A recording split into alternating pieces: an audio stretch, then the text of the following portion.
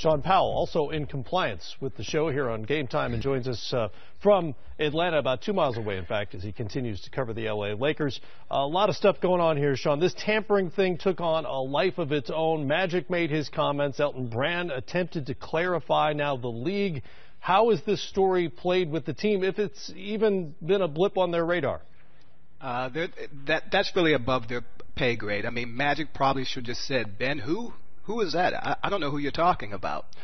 He just gave too much information there. It really was a big miscommunication. Look, there are a number of teams around the NBA who feel threatened by Clutch Sports, an extension of LeBron James, great relationship with the Lakers, and all of a sudden, of course, Ben Simmons is represented by them. And it's a tough look for a number of teams around the league who feel threatened. I guess Philadelphia felt threatened. I don't know why, because Ben Simmons is in a great situation in Philadelphia. I think he's probably going to be there for a long time. But in any event, I think it was much ado about nothing. It didn't really filter down to the players. It was, Magic Johnson dealing with yet another issue as far as, being a general manager and, speaking out of turn. But that's it. It didn't go any further than that. All right, on the floor, the Lakers are 2 out of the final playoff spot in the West. Tonight they finish up their longest trip of the season and head into the All-Star break. What's the outlook for the last 25 games after tonight for this team? Well, I think they'll have to go into the break just to get refreshed and refocused. It's been a tough 2 months for them. They had LeBron James's injury. They had some losing streak. They lost to some teams they had no business losing to, the Knicks, for example. And they had the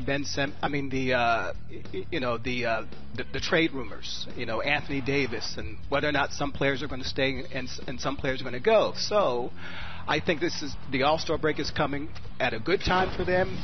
They can start anew after the break. But it's going to be a tough haul because they're going to have to go something like 19-6, 19-7 to reach 47 wins. Now, last year, 47 wins was the get-in mark for the Western Conference playoffs. That's when you had Minnesota and Denver playing on the final game of the regular season.